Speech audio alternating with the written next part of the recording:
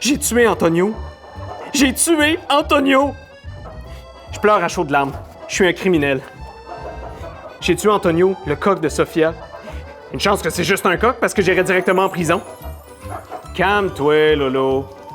Mais il m'est impossible de me calmer. On parle pas d'une grenouille ici, on parle d'un coq, et pas n'importe lequel. Le grand Antonio, celui qui réveille les poules et les animaux ici depuis 11 ans. Puis je viens de le tuer. Je suis tellement dans le trouble. J'ai tué Antonio. Georges a passé le bus par la fenêtre. Il secoue la tête. Puis, il bouge plus. Il bouge plus? Non. Il est plein de sang partout. Quoi? Plein de sang? Mais il y avait juste un petit filet, il y a pas 7 secondes. C'est certain que maman va me faire nettoyer. Hashtag je veux mourir.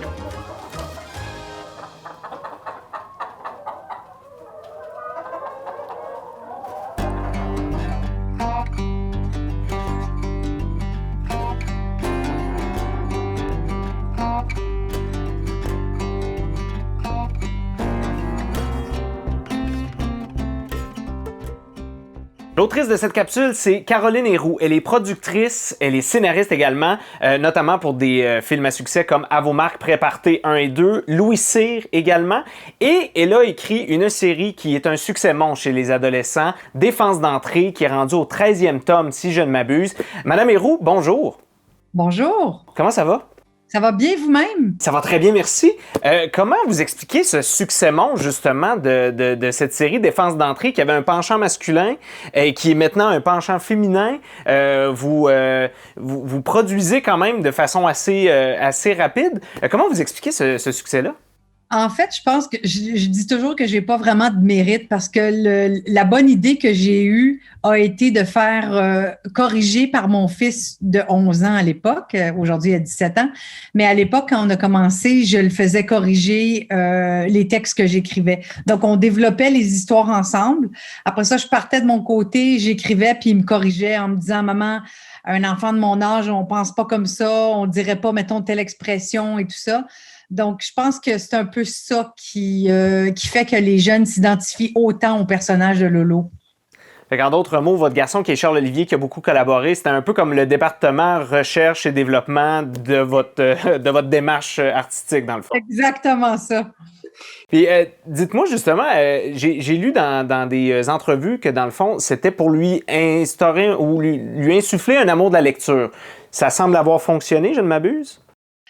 Oui, je vous dirais que souvent, à moins que ce soit des fois des livres à l'école qui sont obligatoires, qui sont un peu plus difficiles à lire, là, comme du Germinal de Émile Zola et tout ça, généralement, oui, il aime beaucoup plus lire qu'avant, oui. Parce que il a appris à comprendre aussi. Tu sais, des fois, il faut juste laisser aller notre imagination dans la lecture. Et il a appris à comprendre que c'était des histoires qu'on essayait de lui raconter, puis à s'évader un petit peu là-dedans aussi. Puis, est-ce que ça lui aurait peut-être insufflé le goût de l'écriture aussi? Zéro. Aucunement. Zéro? Non. Mais parce que dans le fond... Pas le goût. Parce que dans le fond, on voit qu'il y a beaucoup de typographies différentes. Est-ce que vous pensez que c'est un peu ça aussi qui peut attirer le regard des adolescents qui aiment vos romans?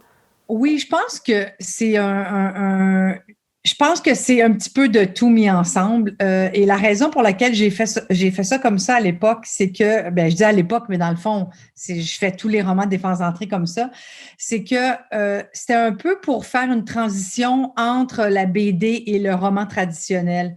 Donc, je m'apercevais que mon fils, les BD, il n'y avait aucun problème à lire ça, il adorait ça et tout ça. Donc, je me suis dit, sans mettre des images, disons, de la BD, en mettant quelques petits mots ici et là différemment, ça peut attirer son œil. Et comme pour le premier tome, sa couleur préférée, c'était le orange, j'ai dit, je vais mettre toutes les chances de mon côté, puis j'ai mis ça orange. Puis dites-moi, il y a défense d'entrée pour les gars, il y a défense d'entrée pour les filles. Vous avez collaboré également avec votre fille Catriona. Est-ce que vous collaborez de la même façon qu'avec Charles Olivier? Non, c'est complètement différent. Je vous dirais qu'il y a deux facteurs. Premièrement, garçon-fille, ça ne travaille pas de la même façon, mais surtout, c'est l'âge. Parce que ma fille, quand on a commencé à collaborer ensemble, elle avait déjà 16 ans. Et donc, elle était plus, je vous dirais, au niveau de... Moi, c'était comme, j'écris la moitié du livre, puis là, on me corrige. Alors qu'avec Charles, c'était plus à raison de 50 pages à la fois, disons. Et Catriona, elle va faire comme un professeur. Elle va vraiment prendre un stylo rouge, là, puis elle va m'encercler telle affaire, puis elle va dire oui, non, puis elle va changer une coupe de mots ici et là. Alors que Charles, lui, c'était plus au niveau des émotions. Maman, on peut pas penser comme ça, je peux pas dire ça. Tu sais, c'était vraiment... non, l'approche est vraiment différente. Je trouve ça le fun parce que on a chacun notre façon de travailler avec chacun des enfants. Donc, je trouve que ça va bien. On l'a mentionné en début de la capsule, vous êtes scénariste et il y a une série qui est maintenant disponible sur tout.tv qui s'appelle Défense d'entrée, qui est le nom de votre série de romans. Est-ce que quand vous avez écrit le premier tome, vous aviez déjà en tête d'écrire un scénario qui serait pour la télévision, pour le cinéma? Écoutez, je vous mentirais de vous dire non parce que je suis productrice de formation, disons, de métier. Donc, c'est sûr que moi, et d'ailleurs, ça, c'est un autre point fort du livre, c'est que comme j'étais scénariste en partant, on me dit beaucoup et souvent que dans mes livres, on est capable de visualiser qu'est-ce que j'écris. Donc, ça, c'est vraiment une déformation professionnelle, si je peux appeler ça ainsi. Et donc, je vous dirais que la réponse, c'est sûr que je l'avais en arrière de la tête à quelque part, mais est-ce que j'allais le faire en film, en série de télé, je ne sais pas. Et à quelle période, est-ce que c'est après le 3e tome, après le 5e tome? Je ne savais pas. C'est un peu plus venu à moi que je suis allée à la série, disons, que ça s'est passé. Puis dites-moi, est-ce que les fans de Lolo, le personnage principal de votre série Défense d'entrée, est-ce qu'ils vont découvrir quelque chose de nouveau du personnage principal? Qu'est-ce qu'ils vont découvrir avec cette série-là? Bien, en fait, la beauté d'être l'auteur et la scénariste, c'est que j'ai été capable. Premièrement, moi, je me suis dit, on va partir du premier tome. Donc, j'ai fait les 26 épisodes sont basés sur le premier tome. Donc, évidemment, 26 demi-heures, j'aurais jamais pu faire des histoires seules avec le premier tome parce qu'évidemment, il n'y a pas assez d'histoires dans le livre. Donc, ce que j'ai été capable de faire, c'est de développer des sous-histoires. Alors oui, c'est sûr que les jeunes qui vont regarder la série de télé, ils vont en avoir plus que dans le roman, ça c'est sûr. Et puis d'ailleurs, on imagine que les fans l'attendent, cette série-là, avec impatience ou attendent du moins vos prochains romans, parce que j'ai su qu'avec la publication justement de Défense d'entrée, le penchant féminin, il y avait ceux qui étaient fans du penchant masculin qui attendaient le 13e tome puis qui s'impatientaient un peu. Est-ce que vous avez une relation étroite avec votre lectorat? Oui, beaucoup, très étroite. Et d'ailleurs, je réponds toujours à tout le monde. Des fois, ça peut prendre du temps parce que je reçois beaucoup de messages, mais j'essaye vraiment de répondre à tout le monde. Là, le tome 14, je l'avais promis, disons, pour 2021. Je vais essayer de le faire pour l'automne. Mais nous, on a déjà été renouvelés sur une saison 2 à Radio-Canada. Donc, là, je suis en train de finir d'écrire les 26 épisodes. Il m'en reste 3. Alors, après ça, je vais attaquer le tome 3 de Défense d'entrée filles, puis après ça, le tome 14 de Défense garçon. Comme dirait l'autre, vous chômez pas? Non, non, c'était pas prévu comme ça, mais c'est correct. C'est une belle aventure aussi, la télé. Je trouve que c'est un beau complément, les deux.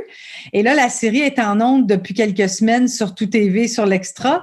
Puis, il y a beaucoup de jeunes qui m'écrivent « Ah, wow, on a adoré la série. Maintenant, ça me tente de lire le roman. » Moi, je pensais que ça allait être le contraire. Donc, tant mieux si certains jeunes qui ont regardé la série de télé à date ont le goût de lire mes romans parce que dans le fond, je trouve ça le fun que ça soit pas juste l'inverse non plus, là. Oui, puis ça serait mission accomplie d'avoir réussi à faire aimer la lecture à votre garçon, mais en plus à un autre lectorat, c'est quand même très bien. Oui, effectivement. Madame Héroux, j'ai des questions du public, de gens, en fait, de la région qui s'adressent à vous. J'y vais de ce pas d'une question de Rosemary, qui est définitivement fan parce qu'elle dit qu'elle a lu tous les Défenses d'entrée et elle se demande souvent si les anecdotes de Lolo étaient déjà arrivées dans la vraie vie et dans la famille. En fait, oui. Je vous dirais que 80% des histoires qui arrivent dans le livre sont arrivées soit à notre famille, disons, le noyau familial serré, ou bien c'est une histoire qu'on connaît d'un ami qu'on a, disons, adapté à notre famille. Mais ouais, je vous dirais qu'ils sont pas mal toutes vraies. Il y a Alexandra qui nous demande quel livre trouve-t-on actuellement sur votre table de chevet? Sur ma table de chevet, il y a Qu'est-ce que vous lisez présentement? Oui, ben en fait, je lis toujours 2, 3 affaires parce que, en fait, en ce moment, le livre que je lis, c'est la biographie de Barack Obama. Moi, je la lis en anglais, A Promised Land.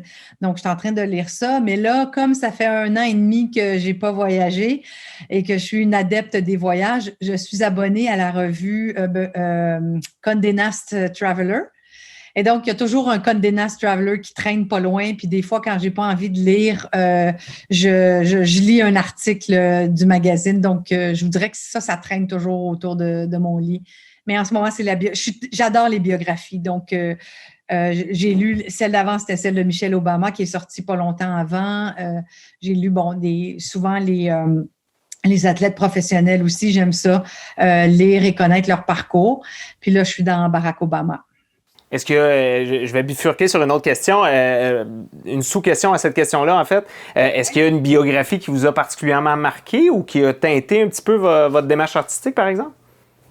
Qui a teinté ma démarche artistique, non, mais la biographie de André Agassi, qui est un joueur de tennis des années 80, peut-être vous connaissez ou pas, ça m'a beaucoup marqué.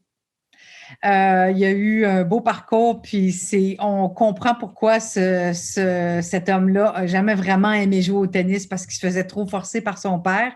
Je sais pas, ça m'a marqué sa biographie. Je trouvais que c'était très honnête comme démarche. Puis, oui, ça m'a marqué. Donc, je vous dirais Agassi, oui. Dernière question du public qui sort peut-être un petit peu du cadre littéraire. En fait, c'est Joris qui demande aimez-vous les jeux de société? Si oui, lequel est votre coup de cœur du moment? Du moment. Bon, j'adore les jeux de société, oui. Je joue beaucoup avec mon Lolo, le vrai Lolo. En ce moment, il me fait découvrir, pendant la semaine de relâche, le jeu Catan. Je ne sais pas si vous connaissez ça. Les colons de Catan. Pardon? Les colons de Catan, c'est ça? Oui. J'ai vraiment aimé ça, mais sinon, on joue beaucoup, Charles et moi, aux échecs. C'est pas un jeu de société, là, mais il me plante toujours. Je gagne jamais, mais c'est pas grave, j'aime ça parce que je passe du temps avec lui. Puis on joue beaucoup au stratégo aussi. On aime bien ça. Des jeux de stratégie avec Charles, c'est le fun. Et le Battleship, c'est un classique. Et avec ma fille, je joue aussi au backgammon, j'aime bien. Quand même, des classiques, ça se démode pas, ça. Madame Héroux, merci beaucoup de cet entretien. On souhaite évidemment longue vie à cette série qui est déjà en création d'une 2e saison. Félicitations d'emblée. Et on attend avec impatience les autres tomes. En fait, votre lectorat vous attend avec impatience. J'en promets un. Merci beaucoup, Mme Héroux. On va avoir la BD aussi, parce que vous savez qu'on fait des BD. Donc, la BD 3, elle est finie. Donc, ça, c'est sûr et certain qu'elle sort au mois de septembre. On attend ça avec impatience. Merci beaucoup, Mme Héroux. Merci à vous. Bonne journée.